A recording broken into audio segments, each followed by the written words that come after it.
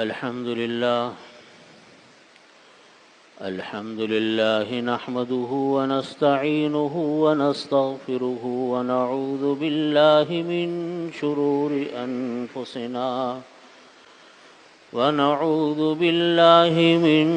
شرور أنفسنا ومن سيئات أعمالنا من يهده الله فلا مضل له ومن يضلله فلا هادي له وأشهد أن لا إله إلا الله وحده لا شريك له وأشهد أن سيدنا وسندنا ومولانا محمدا عبده ورسوله وقال الله تعالى يا أيها الذين آمنوا اتقوا الله حق تقاته ولا تموتن إلا وأنتم مسلمون صدق الله مولانا العظيم وصدق رسوله النبي الكريم ونحن على ذلك من الشاهدين والشاكرين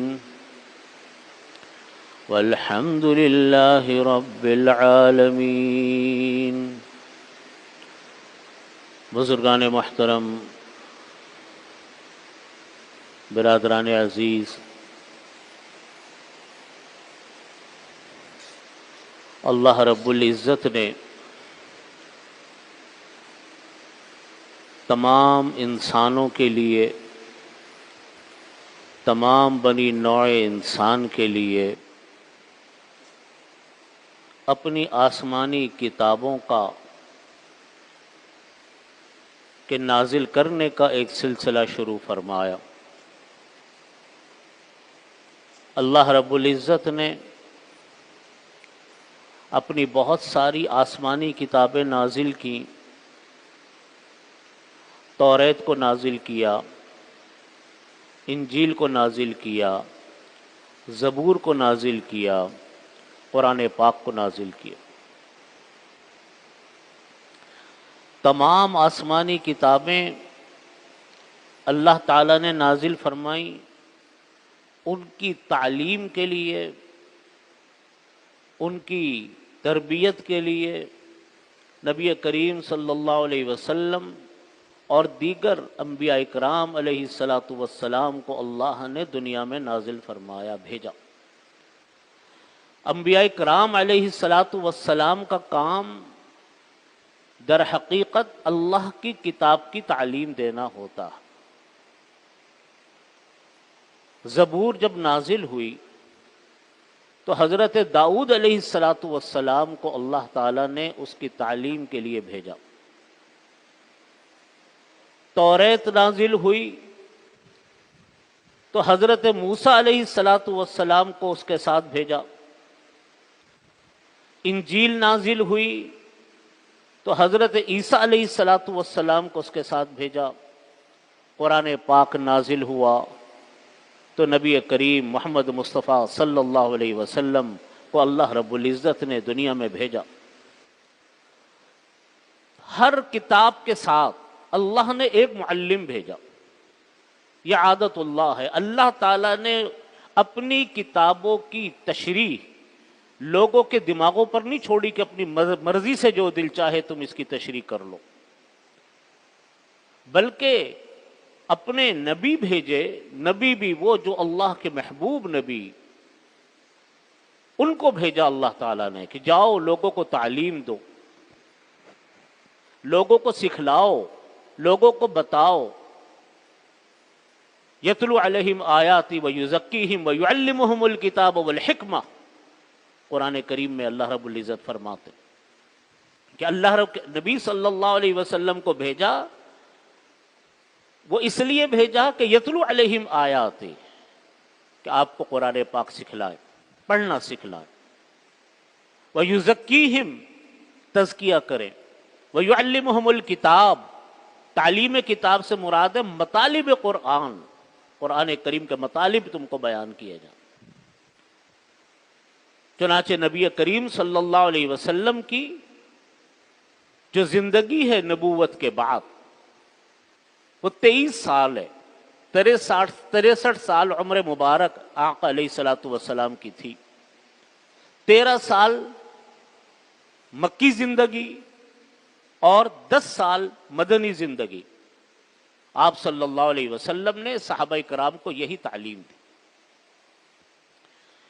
تمام آسمانی کتابیں اللہ نے جو دنیا میں نازل فرمائی سب رمضان المبارک میں نازل ہوئی، تمام آسمانی کتابیں اللہ نے رمضان المبارک میں نازل فرمائی۔ تمام انسانوں کے لیے زندگی گزارنے کا طریقہ وہ قرآن پاک ہے اور نبی کریم صلی اللہ علیہ وسلم کی وہ تعلیمات ہیں جو آپ صلی اللہ علیہ وسلم نے اس امت کو عطا فرمائی۔ وہی سب کچھ ہے، وہی اول و آخر ہے۔ ہم جب نبی کریم صلی اللہ علیہ وسلم کی پوری زندگی کو دیکھتے ہیں، پھر جتنی باتیں ہمیں پتہ چلتی ہیں دوسرے انبیاء کرام علیہ الصلوۃ والسلام کی، حضرت عیسیٰ علیہ الصلوۃ والسلام ہے، حضرت موسیٰ علیہ الصلوۃ والسلام ہے، حضرت داؤد علیہ الصلوۃ والسلام ہے، جن کے تذکرے کلام پاک میں اللہ رب العزت نے فرمائے، واقعات بیان فرمائے۔ ان تمام کی محنت اور لب لباب اگر دیکھا جائے تو صرف اور صرف یہ ہے کہ ایک اللہ وحدہ لا شریک کی عبادت کرو۔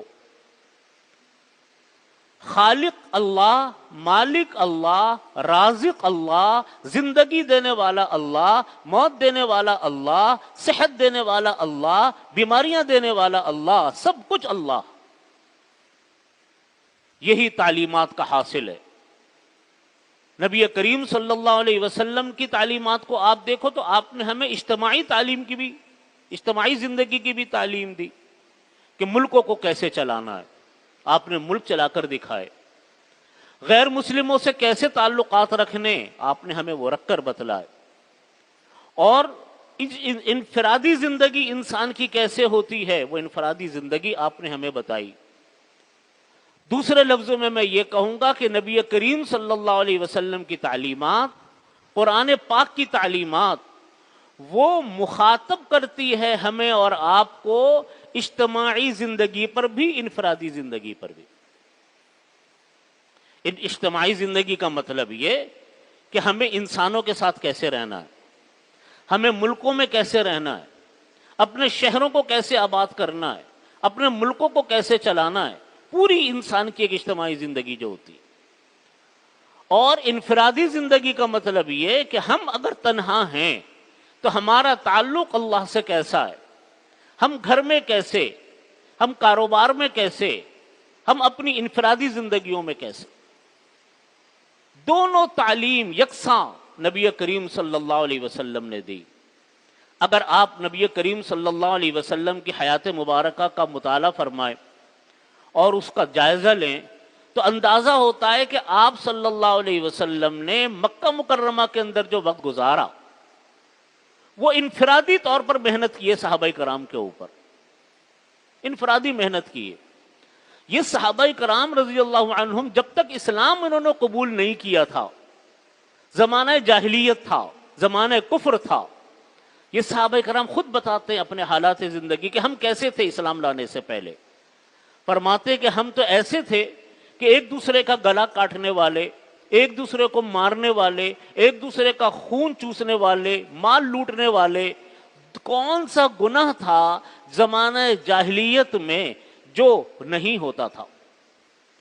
لیکن جب نبی کریم صلی اللہ علیہ وسلم تشریف لائے، آپ نے لوگوں کو اسلام کی دعوت دی، صحابہ کرام وہی صحابہ کرام جو اس سے پہلے کیسے تھے، اسلام لانے کے بعد ایک ایک صحابی اسلام کا ایسا نمائندہ بنا کہ جہاں چلا گیا اس نے اسلام نافذ کر دیا۔ اپنی زندگیوں کو دیکھ کر، ان کے اپنے طرز عمل کو، لوگوں کو اسے متاثر کر کے، لوگ ان کو دیکھتے ہی دیکھتے اسلام میں داخل ہو جاتے۔ لوگ کہتے تھے کہ یہ لوگ ہی عجیب ہے۔ ہمارے مالدیپ کے بارے میں لکھا ہے کہ مالدیپ میں دو صحابہ کرام رضی اللہ عنہم گئے اور انہوں نے جا کر کوئی دعوت اسلام نہیں دی، کوئی تبلیغ نہیں کی، کوئی جنگ نہیں لڑی، صرف وہاں گئے اور جا کر تجارت کی۔ لوگ ان کی تجارت کو دیکھ دیکھ کر مسلمان ہونے لگ گئے۔ تو دیکھیے نبی کریم صلی اللہ علیہ وسلم کی جو انفرادی زندگی ہے، گھریلو زندگی ہے، وہ تربیت دی آپ نے مکہ مکرمہ کے اندر خاص طور پہ خوب محنت فرمائی اور ایسے صحابہ کرام کو تیار کیا کہ ایک ایک صحابی آفتاب و ماہتاب تھا۔ مکہ مدینہ طیبہ کے اندر آئے تو آپ نے اجتماعی زندگی پر توجہ دی، جہاد ہوئے، حکومت قائم فرمائی، سلاطین کو خطوط لکھے، والا نامے بھیجے، علاقوں کو فتح فرمایا۔ پھر حضرت عمر فاروق رضی اللہ عنہ کا حضرت ابوبکر صدیق رضی اللہ عنہ کا زمانہ آیا، آپ نے وہ سلسلہ آگے بڑھایا۔ عمر فاروق رضی اللہ عنہ کا زمانہ آیا تو وہ سلسلہ کہاں سے کہاں پہنچا، کسرا فتح ہوا، قیصر فتح ہوا، بڑے بڑے بت، بڑی بڑی سپر پاور طاقتیں وہ فتح ہو گئیں۔ وجہ کیا تھی؟ وجہ یہ تھی کہ پہلے مکہ مکرمہ کے اندر آپ نے محنت فرمائی صحابہ کرام کو کے اوپر انفرادی طور پہ، بعد میں جب وہ تیار ہو گئے ساری دنیا میں بھیجا۔ اور صحابہ کرام کا بھی حال یہ تھا کہ انہوں نے یہ نہیں تھا کہ اپنی اجتماعی زندگی میں لگ کر اللہ سے تعلق کو کم کر دیا ہو، نہیں، اجتماعی زندگی، سیاسی زندگی، لوگوں کے ساتھ تعلقات جس طرح تھے، لیکن اللہ کے ساتھ جو اپنا انفرادی تعلق تھا وہ اتنا مضبوط تھا کہ یرموک کی جب جنگ ہوئی ہے، یرموک کی جو جنگ تھی یہ شام کی آخری جنگ تھی۔ پہلے ایک یہ غزوہ موتا ہوا، پھر مختلف جنگیں ہوئی، آخری جنگ جو تھی یرموک کی تھی شام کی۔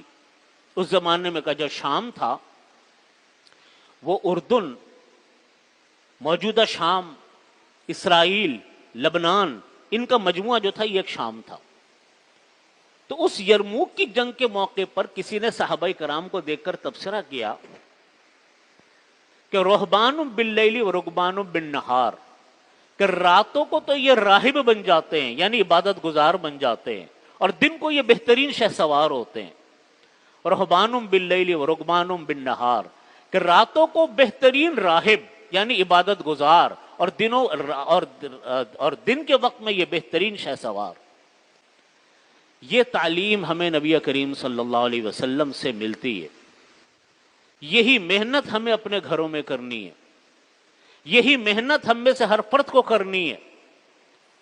آج ہمارا معاملہ یہ ہے کہ ہم لوگ اپنے گھروں سے غافل ہیں، اپنے بچوں سے غافل ہیں۔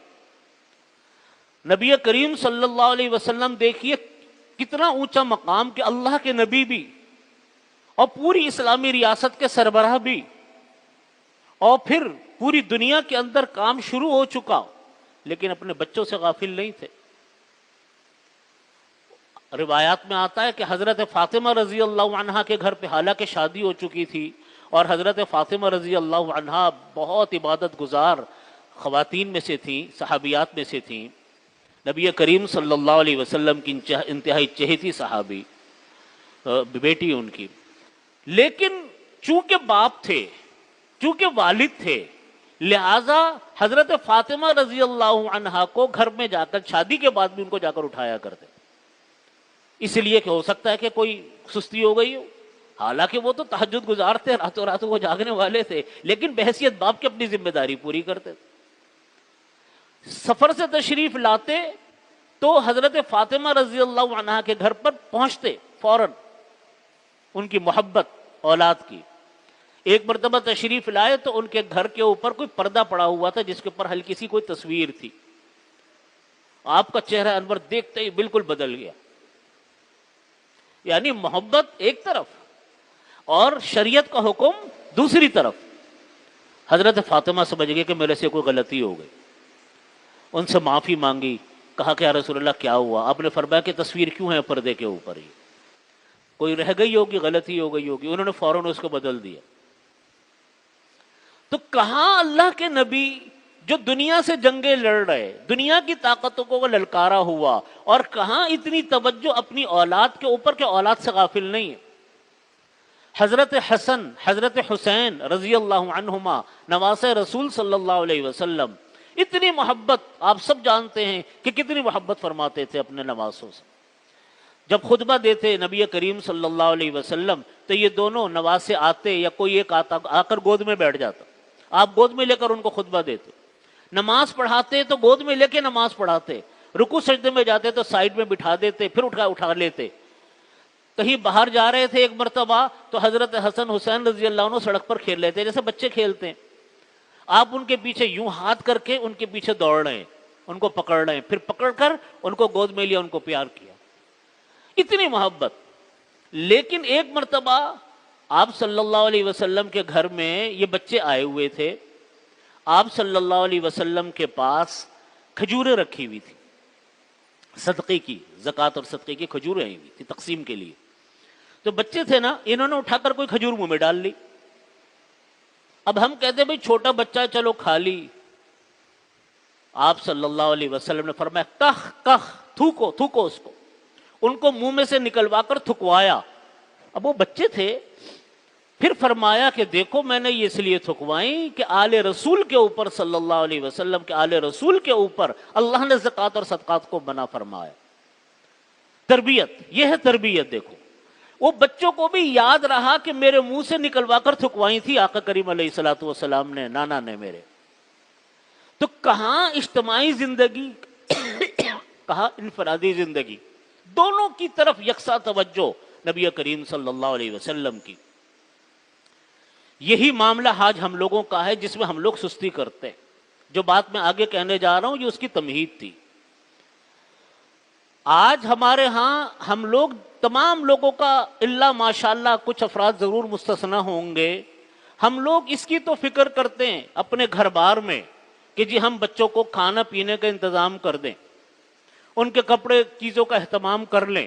یقیناً یہ بھی ایک باپ کی ذمہ داری ہے، گھر کے بڑے کی ذمہ داری ہے۔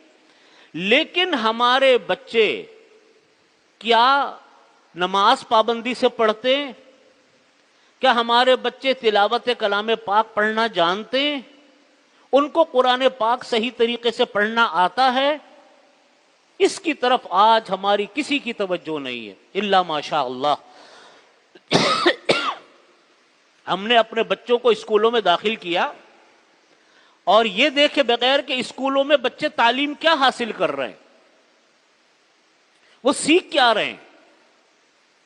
میں آپ سے سچ عرض کرتا ہوں کہ تعلیم کے نام پر جہالت سکھائی جا رہی ہے آج کل۔ بہت سارے تعلیمی اداروں میں اگر وہ بچے جب پڑھ کر نکلتے ہیں تو نہ ان کے پاس اخلاق ہوتا ہے، نہ ان کے پاس تربیت ہوتی ہے، نہ ان کے پاس دین کی کوئی ادنا سی تعلیم ہوتی ہے۔ ان کو پتہ ہی نہیں ہوتا قرآن پاک کہتے کس کو اور پڑھتے کس طریقے سے، ان کو علم ہی نہیں ہے۔ اب کہنے کو ماں باپ مطمئن ہے کہ ہم نے اپنے بچوں کو اسکولوں میں داخل کر کے تعلیم یافتہ بنا دی ہے۔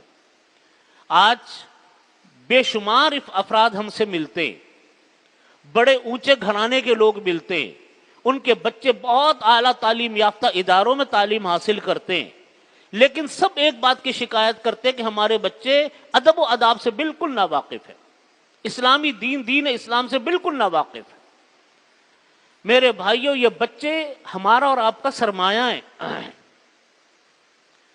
یہی بچے تو ہمارے لیے مرنے کے بعد دعائیں کریں گے، اور کون دعا کرے گا ہمارے لیے؟ حدیث شریف میں نبی علیہ الصلوۃ والسلام نے فرمایا کہ مرنے کے بعد جس چیز کا ثواب انسان کو قبر میں پہنچتا رہتا ہے، ان میں ایک چیز انسان کی اولاد ہے جو مرنے کے بعد اس کے لیے دعا کرے گی۔ حدیث شریف میں نبی کریم صلی اللہ علیہ وسلم نے فرمایا کہ انسان کے مرنے کے بعد اچانک درجہ بلند ہو جائے گا اس کا۔ وہ کہے گا اللہ تعالیٰ سے کہ یا اللہ انا حاضی، یہ میرا درجہ کیسے بلند ہو گیا؟ اللہ تعالیٰ فرمائیں گے تمہاری اولاد نے تمہارے لیے ایصال ثواب کیا تھا، دعا کی تھی۔ آج ہم لوگ اپنے بچوں کی اور اپنے گھر کی اور اپنے آپ کی انفرادی زندگی سے بالکل غافل ہیں۔ کوئی توجہ ہماری نہیں ہے اپنی اولاد کے اوپر، ان کی تعلیم و تربیت کے اوپر۔ نتیجہ کیا ہے؟ میں ایک بات دیکھتا ہوں، بہت سوچتا بھی ہوں، کہ یہ کیوں فرق ہے ہمارے یہاں. آپ دنیا کے دوسرے ملکوں میں دیکھیں تو اتنی زیادہ کرپشن، اتنا زیادہ اخلاقی بگاڑ جتنا آج ہمیں اپنے ملک میں نظر آتا ہے اتنا آپ کو دوسرے ملکوں میں نظر نہیں آتا. ہم یہ کہیں کہ ہم ہر چیز میں حکومتوں کو گالیاں دیتے ہیں. جو حکومتوں کے کرنے کا کام ہے وہ حکومتیں کریں گی یا نہ کریں وہ ان کا کام ہے، لیکن بہت سارا کام تو ہمارا کرنے کا ہے نا. بے شمار کام تو ہمارا کرنے کا ہے کہ ہم کیا کر رہے ہیں. ہمارے بچے اگر جھوٹ بولتے تو اس میں حکومت کا کیا کام ہے. ہمارے ہاں بچوں کو اگر حرام خوری کی عادت ہے تو اس میں حکومت کا کیا کام ہے. جو کام ہمارا کرنے کا ہم وہ کریں. ہمارے بچوں کو قرآن پاک پڑھنا نہیں آتا تو یہ ہمارا قصور ہے.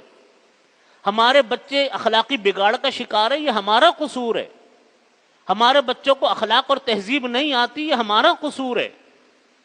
اس لیے کہ ہم غافل ہیں.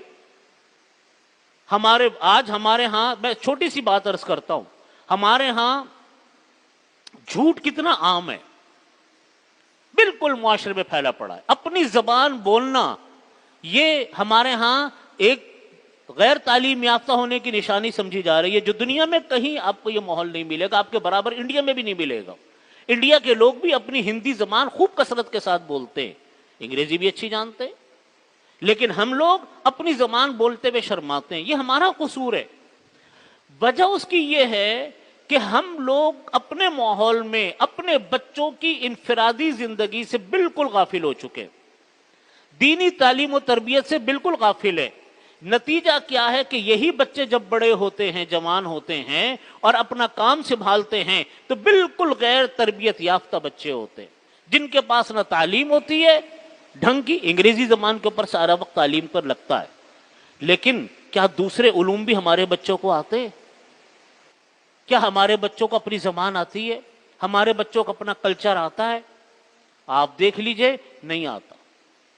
آج ہمارے ہاں بڑے بڑے پروجیکٹ شروع ہوتے ہی ناکام ہو جاتے، باہر سے ماہرین بلوانے پڑتے ہیں. سوال یہ کہ ہمارے تعلیمی ادارے کدھر گئے؟ ہماری تربیت کے گاہیں کدھر گئیں؟ ہماری یونیورسٹیاں کدھر گئیں؟ آج ہمارے ہاں علماء پہ تو بہت اعتراض ہے کہ سائنس نہیں پڑھاتے. ہم ان کو کہتے ہیں کہ ہم نے دعویٰ بھی کبھی نہیں کیا سائنس پڑھانے کا. ہم نے کب کہا آپ کو کہ ہم سائنس پڑھائیں گے؟ ہم نے کب مدرسے میں کہا تھا کہ ہم مدرسہ اس لیے کھولا آپ کو سائنس پڑھائیں گے؟ ہمارے علماء پہ یہی اعتراض ہے نا، آپ سائنس نہیں پڑھاتے. میں ان لوگوں سے کہتا ہوں کہ آپ کی یونیورسٹیز، آپ کے تعلیمی ادارے جو اس کے اندر کے سائنس کے ڈپارٹمنٹ قائم ہیں، جن کے کروڑوں اربوں روپے کے بجٹس ہیں، ان کا رزلٹ آپ ہمیں بتائیں کہ اس نے کتنے سائنسدان پیدا کیے. وہ کہاں گئے افراد آپ کے تعلیم یافتہ؟ کہاں چلے گئے؟ وہ کیوں ہمارے ہاں کارآمد نہیں ہو پاتے؟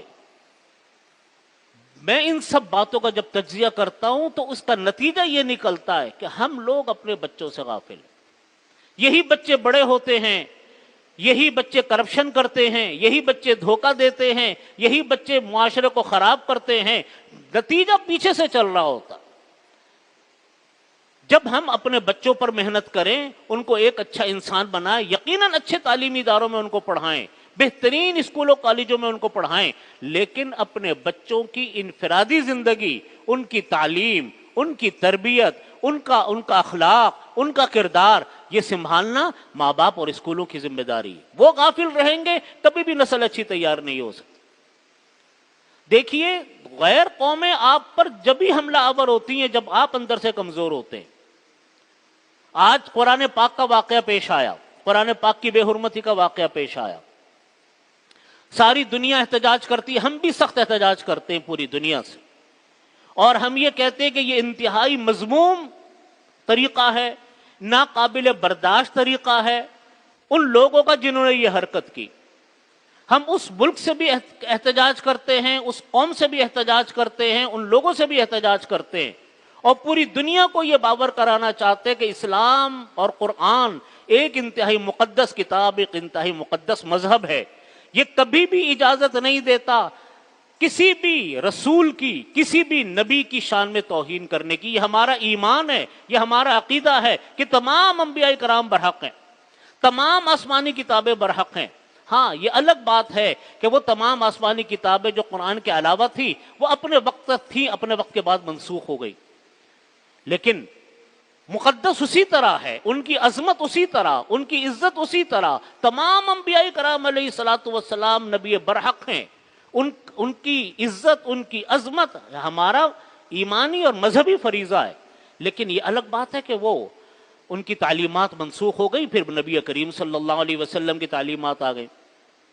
لیکن تمام مذاہب میں یہ بات ہے، ہم شدید احتجاج کرتے ہیں پوری ان لوگوں سے جو لوگ اس مذموم مقاصد میں مبتلا ہے، اور یہ بات دنیا کو معلوم ہے، یہ بات دوبارہ کہنے کی ضرورت نہیں ہے، لیکن ہم پھر کہتے ہیں یہ بات کہ قرآن پاک کو کوئی کچھ نہ کچھ کر لے، کبھی کوئی قرآن پاک کا نہیں بگاڑ سکتا، وہ ملک ختم ہو جائے گا، وہ لوگ ختم ہو جائیں گے، وہ لوگ مٹ جائیں گے، قرآن پاک نہ مٹا ہے نہ انشاءاللہ کبھی مٹے گا۔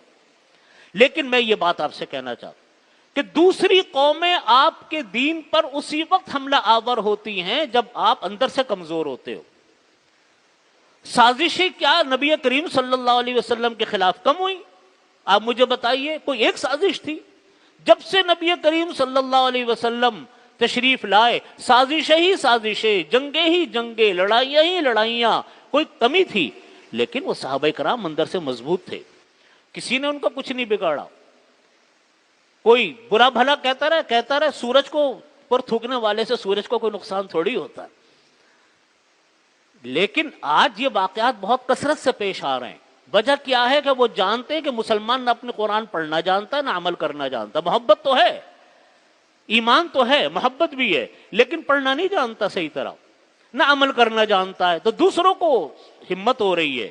میرے بھائیو، اس کا جواب عملی طور پر بھی دینا ہے، اور دنیا کو یہ باور بھی کرانا ہے کہ ہم ان طریقوں کو بہت مذموم سمجھتے ہیں، اور ہمارا قرآن پر عقیدہ اور ایمان مضبوط ہے، اور ہم قرآن پاک پڑھنا بھی جانتے ہیں، عمل کرنا بھی جانتے ہیں۔ دوسری بات یہ کہ ان جیسے مواقع پر ہمارے ہاں احتجاج کے جو طریقے ہیں وہ بالکل غلط ہیں۔ ہم احتجاج کرتے ہیں اپنے بھائیوں کی گاڑیوں کو آگ لگا کر، اپنے مسلمان بھائیوں کی دکانوں کو آگ لگا کر۔ میرے بھائیوں، جن کی دکانوں کو گاڑیوں کو آپ آگ لگانے کوئی لوگ جاتے ہیں، اگر وہ تو اپنے ہی بھائی ہیں، ان کا تو خود ایمان ہے قرآن پر، ان کا خود ایمان ہے اسلام پر، ان کو آگ لگا کر نقصان پہنچا کر یہ کوئی احتجاج نہیں ہے۔ احتجاج یہ ہے کہ پوری دنیا کے سامنے اپنی آواز اٹھائیں، اپنے بچوں کو قرآن پڑھائیں، اپنے بچوں کو بہترین عالم اور قاری بنائیں، ان کو بہترین سائنٹسٹ بنائیں، ان کو بہترین ماہر بنائیں دینی دنیاوی علوم کا۔ یہ اس کا جواب ہے۔ دنیا کو بتائیں کہ دیکھو الحمدللہ آپ نے ایک قرآن جلایا، انشاءاللہ قرآن کو کچھ نہیں ہونا، نہ کبھی ہوا نہ انشاءاللہ کبھی ہوگا۔